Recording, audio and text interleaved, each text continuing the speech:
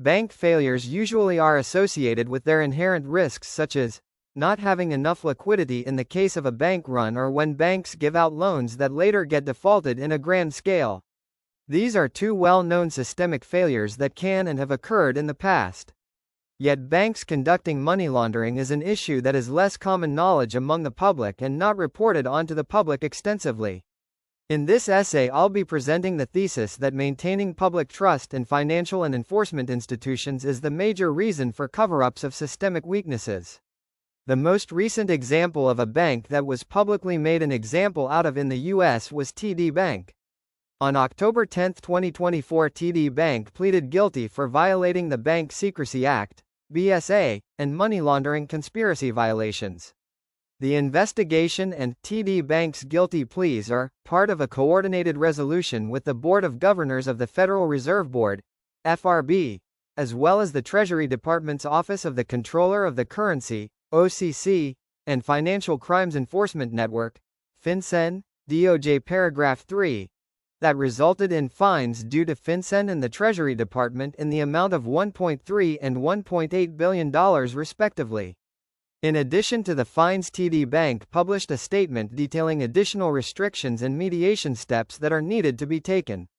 Requirements to remediate the bank's USAML program, broadly aligned to its existing remediation program, which is progressing steadily under the direction of its new USAML leadership team.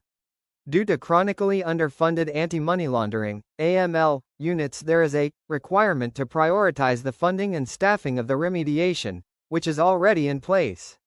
TD Bank Statement Paragraph 4, formal oversight of the AML remediation through a monitorship by the Treasury Department, which outlines that, within 15 days of the effective date of this order, the board shall appoint a compliance committee of at least three members, of which a majority shall be directors who are not employees or officers of the bank or any of its subsidiaries or affiliates. Treasury Department PG 4.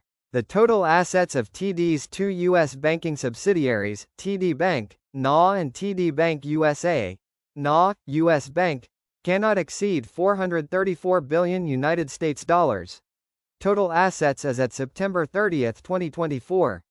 The limitation does not apply to TD Securities, or any of the bank's Canadian or other global businesses. And, the U.S. Bank is subject to more stringent approval processes for new bank products, services, markets, and stores to ensure the AML risk of new initiatives is appropriately considered and mitigated.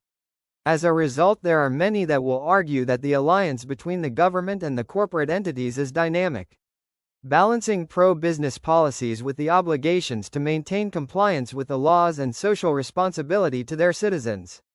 It seems capitalist governments prefer to deal with financial republics than living individuals.